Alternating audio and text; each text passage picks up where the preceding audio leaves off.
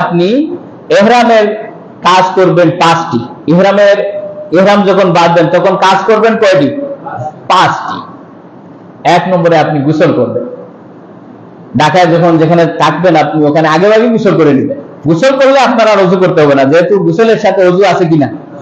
এখানে যারা জুমার নামাজে আসছেন, যারা গোসল করছেন সাথে ওযু করছেন, আর আপনি নতুন করে ওযু বানানোর দরকার নাই, কারণ গোসল হচ্ছে সবচেয়ে উত্তম। আর গোসলের মধ্যে আমরা ফরজ আদায় করি না? গোসলের ফরজ কয়টি? 3টি। কেউ আবার 7টি বলবেন। একজনকে জিজ্ঞাসা করতে যে হুজুর ওযুর মধ্যে কয় ফরজ, কি মনে করেন আমি ওযু জানি না? বললাম ভাই বলেন না কয় ফরজ। বলছে ওযুর মধ্যে 17 ফরজ। বললাম কি কি? হাত ধোয়া, পা ধোয়া, মাথা ধোয়া, জিহ্বা ধোয়া, চোখ ধোয়া, বলতে বলতে 28টা বলছে। বললাম যে বললেন আপনি 17টা, এখন হয়ে গেছে 28টা। বলছে হুজুর আরো বেশি জানে, কিন্তু আপনাদের মতো হুজুরদের বয়ে বলি না আমরা। এই যে ওযুর ফরজ জানে না, তায়াম্মুমের ফরজ জানে না, গোসলের ফরজ জানে না, এরকম সমাজে মানুষ আছে কিনা? আছে। কিন্তু আবার ফতোয়া দেখবেন দিবে বড় বড়, দেখি না? আছে। এখন গোসল করবেন। গোসল করে ফেললে, যদি গোসল করে ফেলেন ইহরামের আগে, তাহলে আপনার ওযু করতে হবে না। আর যদি গোসল করতে না পারেন তাহলে ওযু করে নেবেন।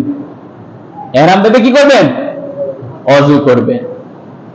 তাহলে প্রথম কাজ কি করা? গোসল করা অথবা ওযু করা। যারা হজ উমরা আদায় করছেন তাদের জন্য সহজ।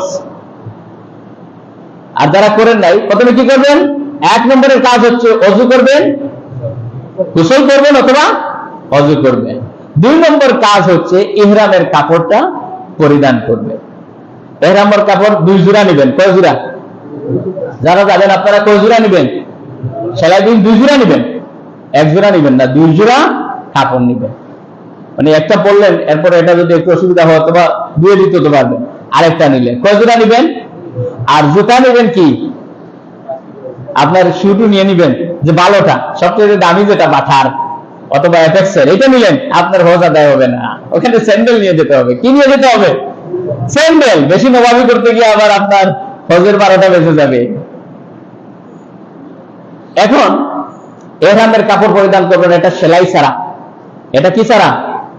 সেলাই ছাড়া। তারপরে আপনি 2 রাকাত নফল নামাজ আদায় করবেন। কি করবেন? 2 নম্বরে তো ইহরাম পরবেন। 1 নম্বরে কি বলছিলাম? গোসল বা ওযু। 2 নম্বরে ইহরামের কাপড়।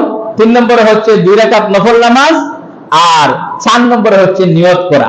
5 নম্বরে হচ্ছে তালবিয়া পড়া। 5 নম্বরে কি পড়া? তালবিয়া পড়া। আর জুতা যেটা নেবেন এটা ফিতাওয়ালা, জুতা যেটা নেবেন এটা ফিতাওয়ালা জুতা নেবেন। অন্য কোনো ওই যে আপনার কারুকার্য করা জুতা আপনি নেবেন না যারা হজ করতেছেন। তাহলে ইহরাম পরার পরে কয়টি কাজ পেলাম আমরা? 5টা।